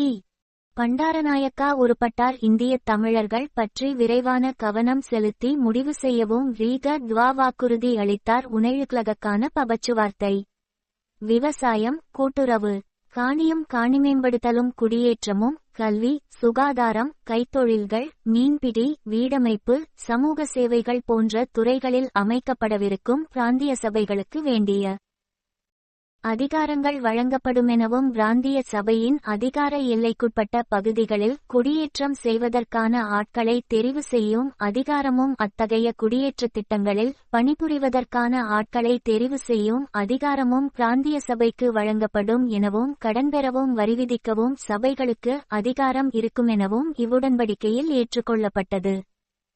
தான் செய்த உடன்படிக்கையை தானே கிழித்த பண்டா இதைத் தொடர்ந்து சிங்கள பெளத்த தீவிரவாதிகளும் அரசியல் எதிரிகளும் இனவாதத்தை கக்கத் தொடங்கினர். பிற்காலத்தில் இலங்கையில் நிறைவேற்று அதிபராக வந்த ஜே.ஆர். ஜெயவர்த்தனா உடன்படிக்கையை எதிர்த்து கண்டியாத்திரை கிளம்பினார். எஸ்.டபிள்யூ.ஆர்.டி. பண்டாரநாயக்காவின் வீடு நோக்கி பெளத்த பிக்குகள் பண்டாரநாயக்காவின் அமைச்சர்களில் ஒருவரான விமலா விஜயவர்த்தனா உட்பட ஏராளமான சிங்கள வெறியர்கள் படையெடுத்தனர். இதைத் தொடர்ந்து சிங்கள தலைமை தான் செய்து கொண்ட உடன்படிக்கை இனின்றும் தமிழர்களை மூன்றாவது முறையாக ஏமாற்றியது. எஸ்.டபிள்யூ.ஆர்.டி. பண்டாரநாயக்கா தன்னைச் சூழ்ந்து நின்ற பெலத்த பேரினவாத பிக்குகளின் முன்னே உடன்படிக்கையின் படியை தன்னெண்ணப்படி கிழித்து எறிந்தார். அதுமட்டுமன்றி காலங்காலமாகச் சிங்கள தலைமை செய்து வந்ததைப் போல உடன்படிக்கை கிழித்தெறியப்பட்டதற்கான காரணத்தையும் தமிழர்களின் மீதே சுமத்தினார். தமிழர்கள் சிங்கள தலைமை மீது முற்றாக நம்பிக்கை இழப்பதற்கும் ஏற்கெனவே இரண்டு இனங்களுக்கிடையில் வளர்ந்து வந்த விரிசல் மேலும் விரிசெல்வதற்கும் இந்த உடன்படிக்கை காரணமாகியது. இலங்கையின் ஒரு பகுதியில் ஆட்சியமைத்து நீண்ட காலமாக பெருமையோடு வாழ்ந்த உரிமைக்குரிய தமிழினத்துக்கு அரைகுறைச்சலுகைகளைத்தானும் வழங்குவதற்கு சிங்கள பெலத்த பேரினவாதம் தயாராக இல்லை என்பதை புரிந்து கொள்ள இந்த உடன்படிக்கை கிழிப்பு ஒரு முழுமையான சான்றாக அமைந்தது. பண்டாரநாயக செல்வையகம் உம்ம வாய்த்தச மக் அன்கு வாட்டுலுலி ஜஜமலம் பிரதமர் அறிவிப்பு கமிழரசுக்கடி பண்டாரநாயக்கா -9 சல்வா ஒப்பந்தம் உயிரிழந்தது. தினகரன் பத்திரிகை செய்தி. ஒன்றான புத் தேரோவினால் 59 செப்டம்பர் 26 இல் அவரது டொஸ்மி பிளேஸ் இல்லத்தில் வைத்துச் சுட்டுக் கொல்லப்பட்டார். சிங்கள பேரினவாதம் கட்டவிழ்த்துவிட்ட இனவெறித்தாக்குதல் சிங்களம் மட்டும் சட்டத்தை மிக மூர்க்கமாக சிங்கள அரசு மேற்கொள்ளத் தொடங்கியதும் தமிழர்கள் பல்வேறு வழிகளிலும் எதிர்த்து கிளர்ச்சி செய்யத் தொடங்கினர். தமிழர்களின் மென்முறை கிளர்ச்சிகளை பொறுத்துக் கொள்ளாத சிங்கள பேரினவாதம் தனது குண்டர்களை ஏவ பெரும் இன கலவரம் வெடித்தது. 1958 யூனில் கொழும்பிலும் பிறகு சிங்கள பகுதிகளிலும் தோட்டப்பகுதிகளிலும் வாழ்ந்த தமிழ் மக்கள் மிக கொடிய முறையில் தாக்கப்பட்டு கொல்லப்பட்டனர். அவர்களது வீடுகள், கடைகள் உடைத்து நொறுக்கப்பட்டன. தமிழர்கள் வீதிகளில் இழுத்துவரப்பட்டு ரயர்போட்டு உயிரோடு கொளுத்தப்பட்டனர். பெண்கள் பாலியல் வல்லுறவுக்கு உட்பட்டனர். தமிழர் கோவில்கள் அடித்துச் சிதைக்கப்பட்டன. இந்து கோவில் குருக்கள் கொதிக்கும் தார் பீப்பாக்குள் அமுக்கிக் கொல்லப்பட்டார். குழந்தைகள் கூட அவலமாக உயிர் இழந்தன. ஒரு காலத்தில் தமிழரான சேர் பொன் இராமநாதனை தேரிலே வைத்துச் சிங்கள தலைவர்கள் வடம்பிடித்து இழுத்துச் சென்ற தெருவில் செத்துக் கிடந்த தமிழனை நாய் இழுத்துச் சென்றது. தமிழர்கள் அடைக்கலம் புகுந்த முகாம்களை கூடச் சிங்கள காடையர்கள் விட்டு வைக்கவில்லை. தமிழினம் எதிர்கொண்ட முதலரவது இடப்பெயர்வு. ஆயிரக்கணக்கான மக்கள் கப்பலிலே ஏற்றப்பட்டு அவர்கள் வடக்கு கிழக்கு தாயக நிலமான யாழ்ப்பாணத்துக்கு அனுப்பி வைக்கப்பட்டனர். சிங்கள பெரும்பான்மை தலைமை தமிழரது தாயக கோரிக்கையை ஏற்காதுவிடினும் நர் 2 லக அல்தா 4397 நம் அட்லன்னத அனுப்பிலென்பப்பட்டன் தமிழ் மக்களை பாதுகாப்புக்கென்று யாழ்ப்பாணம் அனுப்பி வைத்ததன் மூலம் வடக்கு கிழக்கு தமிழரின் தாயகம் என்ற உண்மையை அவர்களது உள்மனம் ஏற்றுக்கொண்டமையையே இச்செய்கை காட்டுகின்றது. இந்த இனவெறி தாக்குதலின் எதிர்விளைவாக வடக்கில் வாழ்ந்த ஒரு சில சிங்களவர்களின் உடைமைகளுக்கு சேதம் விளைந்திருப்பினும் ஒரு சிங்களவர்தானும் தமிழ் பகுதியில் கொல்லப்படவில்லை. சிங்களவர்கள் பாதுகாப்பிற்காக கப்பல்களில் ஏறி கொழும்பு சேர்ந்தனர். இந்த கொடுமையான இன வெறித்தாக்குதல் சிங்கள பகுதிகளில் வாழும் தமிழர்களின் மனதில் உரைக்கக்கூடிய ஒரு எச்சரிக்கையை சொல்லியது. இந்த தமிழர்கள் அவர்களுடைய அரசியற் போராட்டங்களின் போதெல்லாம் சிங்கள பெரும்பான்மையின் இன மத வெறியின் பணைய கைதிகளாகவும் நேரடியாக தாக்கப்பட்டும் குறிகளாகவும் இருக்கப் போகிறார்கள் என்பதே அந்த எச்சரிக்கை. அந்த எச்சரிக்கையை பின்வந்த பல்வேறு இனவெறித்தாக்குதல்கள் மிக தெளிவாக நிறுவிக்காட்டின. அரசு இந்த கலவரத்தை 4 நாட்கள் நீட்டிக்க அனுமதித்து பேசாதிருந்தது. அதன் பிறகுதான் நெருக்கடி நிலையை அறிவிக்கை செய்தது. இவ்வறிவிக்கை 9 அரசின் ஒரு பொம்மை பொறிப்பி முத்திரை யாக இருந்த ஆளுநரின் தலையீட்டாலும் முன்னடவடிக்கையாலுமே நிகழ்ந்ததென்பதை தமிழர் ஒவ்வொருவரும் தெரிந்து கொண்டபோது இனிமேல் சிங்களவர்களோடு சேர்ந்து வாழ முடியாது என்ற உணர்வும் இலங்கை ஒருமைப்பாட்டில் பாரிய உடைவும் ஏற்பட்டது. இது தவிர்க்க முடியாததுங்கூட. சிங்கள ஆட்சியாளரின் அவசரகால சட்டவிதிகளின் மூடுதிரைக்குள்ளே அன்றைய தமிழ் தலைவர்களை வீட்டுக்காவலில் வைத்துவிட்டு தமிழ் மொழிக்கு சில அங்கீகாரங்களை வழங்குவதாக கூறி தமிழ்மொழி நியாயமான பாவனை என்னுமோர் சட்டத்தை எஸ்.டபிள்யூ.ஆர்.டி. பண்டாரநாயக்கா நிறைவேற்றினார். இது வெறும் கண்துடைப்பு என்பது மட்டுமல்ல. இந்த சட்டமூலம் சட்டமாக்கப்படவுமில்லை, நடைமுறைக்கு வரவுமில்லை. செல்வா பண்டாரநாயக்காவை சுட்டுக்கொன்ற வழக்கில் தண்டனை பெற்றோர் உடன்படிக்கையில் ஒப்புக்கொள்ளப்பட்ட சிறிதளவு உரிமை கூட இந்த கண் துடைப்புச் சட்டத்தில் இருக்கவில்லை. தமிழர்களுக்கு உரிமை என்ற பெயரில் ஓர் எல்லை கூட கொடுப்பதற்கு சிங்கள அரசியல்வாதிகளும் இனவாத பெளத்த மடங்களும் தயாராக இல்லை என்பதை புரிந்து கொண்ட தமிழர்கள் கொதித்து போராடக் கிளம்பியதில் வியப்பொன்றும் இல்லை.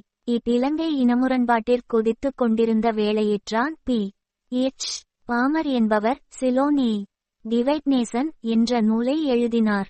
காலங்காலமாக சிங்கள தமிழ் இனங்களுக்கிடையே நிலவிய முரண்பாட்டை அவர் தனது ஆய்விலே விளக்கினார்.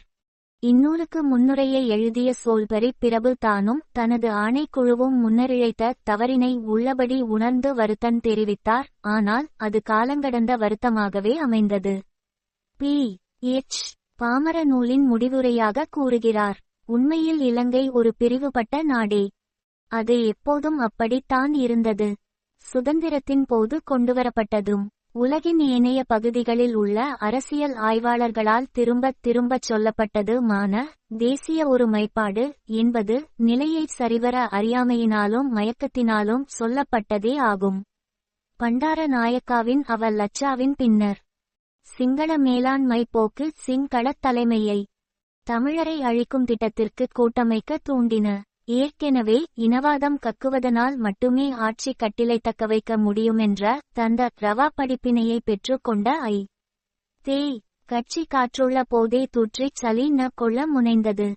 எனி தனது கணவரான எஸ்.டபிள்யூ.டி. நையார் டி. பண்டாரநாயக்கா தமிழர்களுக்கு வழங்க முனைந்த உரிமைகளை தான் வழங்குவேன் என வாக்குறுதி வழங்கி தமிழரசுக் கட்சியின் உதவியை பெற்று அன்றைய தேக அரசை கவிழ்த்து 3 மாதங்களுக்குள் மறு தேர்தலின் மூலம் 1960 யூலையில் உலகின் முதல் பெண்பிரதமராக வரும் வாய்ப்பை பெற்ற சிறிமாவோ பண்டாரநாயக்கா பின்னர் தனது கணவரை விட மிகுந்த மூர்க்கத்துடன் தமிழர்களை அடக்க முற்பட்டார். சிங்களம் மட்டும் சட்டத்தை மீட்படுத்த முனைந்தார். இலங்கை முழுவதும் உள்ள அனைத்து அரசு திணைக்களங்களிலும் சிங்களத்தை ஆளுகை மொழியாக்லையும் ஒருசேரக் அந்த விரைவோடு செயற்குவதில் தனது முழாற்று குவித்துச் செயலாற்றினார். தமிழர்களின் கிழக்கு மாகாணங்களில் அமைந்த நீதிமன்றங்களிற்கூட தனது சிங்கள மொழிக் கொள்கையை மூர்க்கமாக நடைமுறைப்படுத்தினார். இந்த இழிவு நிலையிலிருந்து மீள தமிழ் பேசும் மக்கள் மரபுவழி தாயக நிலமான வடக்கு NXPAU முனையில் இமக்க முயற்சிக்கப்படுகிறது. ஜே. வி. செல்வநாயகம் அவர்களின் தலைமையில் சட்ட மறுப்பு ஒத்துழையாமை இயக்கத்தை நடத்தத் தொடங்கினர். 1961 பிப்ரவரி 20 முதல் ஏப்ரல் 13 வரை வெற்றிகரமாக நிகழ்ந்த சத்தியாகிரகம். ஏப்ரல் 14 முதல் 17 வரை நடந்த அஞ்சல் சட்ட மறுப்பு போன்ற எதிர்ப்பு இயக்கங்களை இராணுவ வல்லாண்மை கொண்டு ஒடுக்க முற்பட்ட சிறிமாவோ பண்டாரநாயக்கா மீண்டும் நெருக்கடிகால சட்டத்தை நடைமுறைப்படுத்தினார்.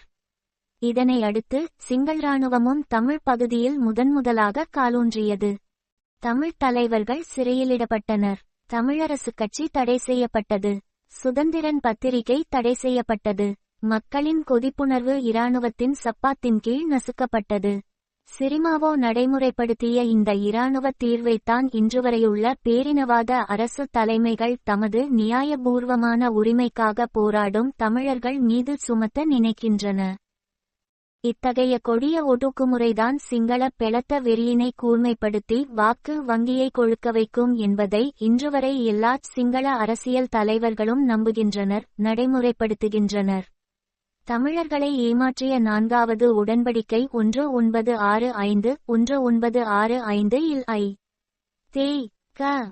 டட்லி சேனநாயக்காவின் தலைமையிலே பெரும்பான்மை இன்றி ஆட்சியை அமைத்தது. அந்த ஆட்சிக்கு தமிழரசுக் கட்சி கைகொடுத்து தவிய வரலாற்று தவறும் இக்காலகட்டத்திலேதான் நிகழ்ந்தது. தமிழரசுக் கட்சியினருக்கும் டட்லி சேனநாயக்காவுக்குமிடையே நிகழ்ந்த ஒரு உடன்படிக்கையின் அடிப்படையிலேதான் இந்த ஆதரவு தே. கட்சிக்கு வழங்கப்பட்டது. தமிழ் மக்களை 4வது முறையாக சிங்கள தலைமை ஏமாற்றியதற்கு சான்றாகவும் மாறி மாறி ஆட்சிக்கு வந்த சிங்கள தலைமைகள் தமிழர்களுக்கு வாக்குறுதிகளை காட்டி அவர்களின் முதுகிலே குத்தியதற்குச் சான்றாகவும் தமிழர்களின் அரசியற்றலைமை தொடர்ந்தும் ஏமாந்து வந்த அணி துன்பநிலைக்குச் சான்றாகவும் டட்லி செல்வா உடன்படிக்கை அமைந்தது. டட்லி செல்வா உடன்படிக்கையில் ஏற்றுக்கொள்ளப்பட்டவை. 1. தமிழ்மொழி விசேட விதிகள் சட்டத்தின் மூலம் வடக்கு கிழக்கு மாகாணங்களின் ஆளுகை மொழியாக தமிழை ஆக்க உடன் நடவடிக்கை எடுக்கப்படும். வடக்கு கிழக்கு மாகாண நீதிமன்றங்களின் மொழியாகவும் பதிவேடுகள் பேணப்படும் மொழியாகவும் தமிழ் ஆக்கப்படும். இலங்கையிலே மாவட்ட சபைகள் ஆக்கப்படும். 4. காணி விரிவாக்கச் சட்டத்தில் திருத்தம் கொண்டுவரப்படும். இதன்படி வடக்கு கிழக்கு மாகாணங்களின் குடியேற்றம் தொடர்பாக முன்னுரிமை தமிழர்களுக்கு வழங்கப்படும். காணிகள் பிரித்து கொடுக்கப்படும்போது அந்த மாவட்டத்தைச் சேர்ந்த காணியற்ற தமிழர்களுக்கு முதலுரிமையும் வட கிழக்கு மாகாணங்களைச் சேர்ந்த தமிழர்களுக்கு 2வது முன்னுரிமையும் இலங்கையிலுள்ள ஏனைய மக்களுக்கு 3வது முன்னுரிமையும் வழங்கப்படும். இந்த உடன்படிக்கை மார்ச் 24, 1965 இல் கைச்சாத்தானது. டட்லி சேனநாயக்கா தனது உடன்படிக்கையில் ஒரு பிரிவாக தமிழ்மொழி விசேட விதிகள் சட்டத்தை ஜனவரி 8, 1966 இல் பாராளுமன்றத்தில் நிறைவேற்றினார். 1. மீண்டும் கிளர்ந்தெழுந்த சிங்கள பேரினவாதபிகம் தமிழர்களின் அவாவினைச்சற்றும் தீர்க்காத வரையறுக்கப்பட்ட மொழி உரிமையே இதில் அடங்கியிருந்தது. ஆனாலும் சற்று தளர்ந்திருந்த சிங்கள பேரினவெறி பூதம் மீண்டும் வெளியே கிளம்பியது. சிரிமாவோ பண்டாரநாயக்காவும் அவரது படைப்பட்டாளத்தினரும் பெரும் ஆர்ப்பாட்ட ஊர்வலங்களை நிகழ்த்தினர். இனவெறி பிடித்த பிக்குகள் கிளர்ந்து தெருக்களில் இறங்கினர். தோசை, தலத்தெல், நல்லெண்ணெய், மசாலவடை என்னும் வெறி கூச்சல் கிளம்பியது. இரத்தின சாரதேரோ என்ற இனவெறி பிக்கு போலீசாரால் சுடப்பட்டு சாவடைய அவன் தேசிய வீரனாக உருமாற்றம் பெற்றான். இனவாத தாக்குதல் முனைப்பு பெறத் தொடங்கியது. சிறுபான்மையோருக்கு வழங்கும் சிறு சலுகைகளை கூட தாங்கிக் கொள்ளக்கூடிய தார்மீக